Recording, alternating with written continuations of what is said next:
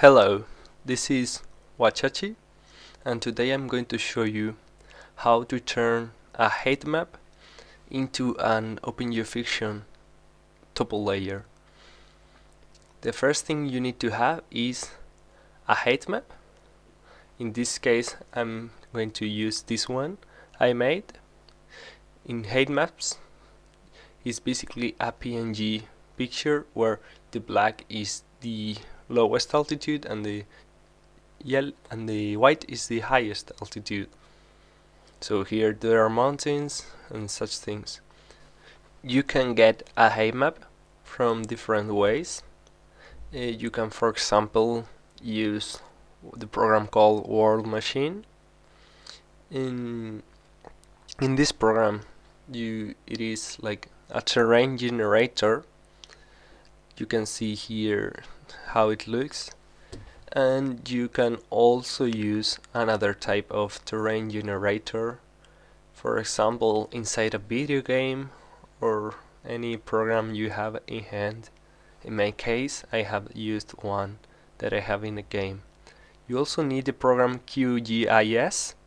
I have here it opened and it is free to download, so you can search it on the internet. It's very common, so yeah, you have a lot of tutorials about it also. So the first thing you have to do is you enter and you open a raster layer. In the raster layer, you choose your Heightmap. This is my case, Bonari's Heightmap, and you click Add. And once you have that, you click Close, and the Heightmap appears. You see the Heightmap is completely fine. You check it, and what you can do is, for example, you can go to the left side and you will find OpenStreetMap map as a background. So you see our image is not to scale because it's like 10 times bigger or even more bigger than the actual world, so we have to rescale the image. And how we do that? We go to Georeferencer. That is a tool that will help our program to know where our image is. We have to open our raster, the Heightmap, and once we have our raster, we have to select nodes on the georeferencer and put the coordinates of those nodes. So for example, in this island, I'm going to select a node here, and it asks me for east and north coordinates.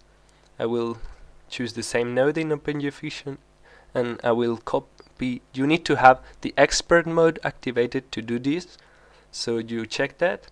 If you have the expert mode activated, you go to Tools, Move Node, and you will see the coordinates of the node. So you copy the longitude, for example, and you paste the longitude into the east side.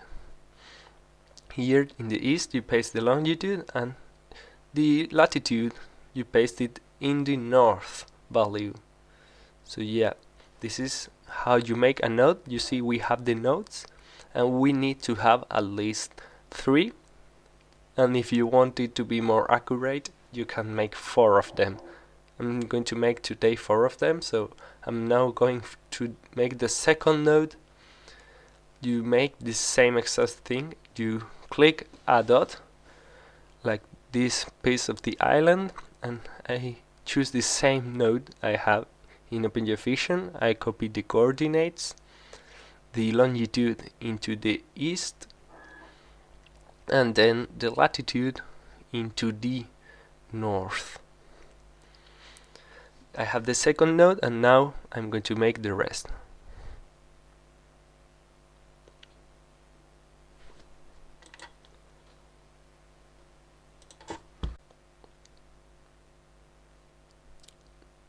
So now I have the 4 nodes, and I will click here to put how I want the transformation. You choose here the destination. I'm going to leave it as it is, and you can choose in the top linear or whichever you prefer. I'm going to go to with linear, and now you click OK. Once you have made it, you click run your referencer. It loads, and now you can close it perfectly because it will be here the modified version. You see, you close the old one and you have the modified version. You can put it up to the OpenStreetMap so you can see the image. As you see, it may look like kind of flat, but it is okay because the actual OpenStreetMap is also flat, so it is normal, don't worry. Once you have made it, you zoom in and you have to go to raster and extraction contour lines here. So you have here to extract the contour lines, you have to choose an elevation tag. L is the OpenGeoFiction one, and then you have to, in the top, I'm going to leave this as 0, is the default, and you have to choose the interval between contour lines. I'm going to go with 3000 because I have calculated that, and once you have that made, you get the contour lines. You can close the Heightmap and you have the contour lines perfectly.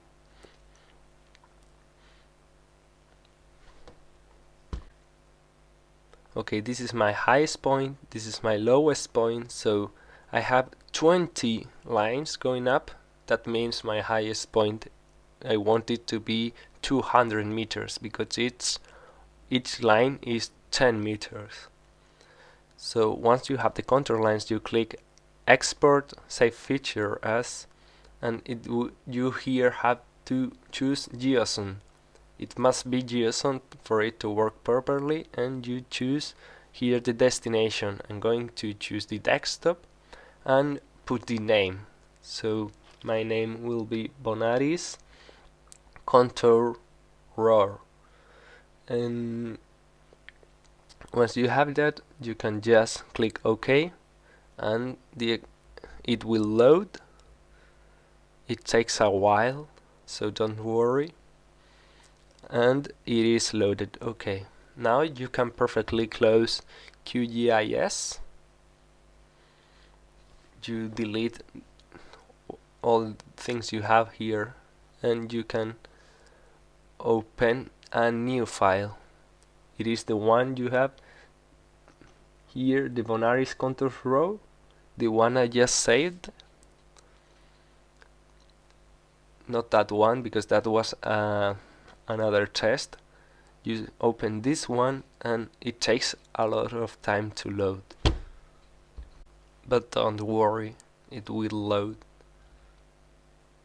So here the program is processing, and here I have the contour lines into JOSM. So the problem is that the contour lines are not tagged properly. So once you have this, the first thing you have to do is to select all the ways, all the map, and you have to delete all the tags except the elevation. Now, to simplify the ways, you have to type way here in Control F, and you will get the ways, not the nodes, only the ways. And now you can click Shift I, and you will be able to simplify the ways, as here it says. And I recommend putting 0.5. It is a good way to simplify them. So now all of those are simplified and it goes much smoother. Once you have that, you can, well, I'm here deleting the other files I had, and you can perfectly go to the lines and see those are perfectly well.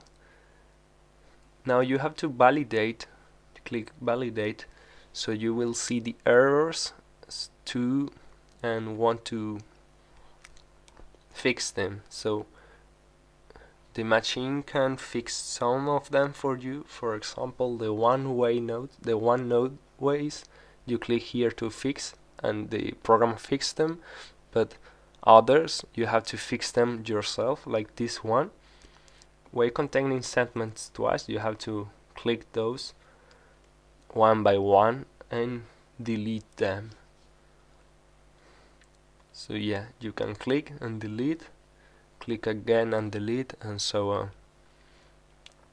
Now, once you have fixed all the errors, you can see that this is not the elevation I wanted. Of course it's not. So what I want to do is to put the actual elevation, that it is 10 meters each line. So there are multiple ways of doing that. The first one is through a filter. You can filter the elevation so it will only show you the lines you want, and then you change the tag. So that's one way. The other way is pressing Ctrl F as it's shown here, and you can also click there and it will select all the ways you want. And then you go line by line or height by height, changing the elevation tag. And once you have that, as you may see here, I have all the elevations marked properly. Here you have the 0, 20, 30, 40, 50, 60, and so on. You keep going until the 200 meters, because that's the highest elevation in the map I want to have. So now it's perfectly done. And there's one thing you have to keep in mind, because you can't send this map to the admins. You need to check the perfect squares. Those are, you can ask information about this to the admins about how to make the perfect squares, and if a line of the perfect squares passes through your topo layer, you will need to cut it.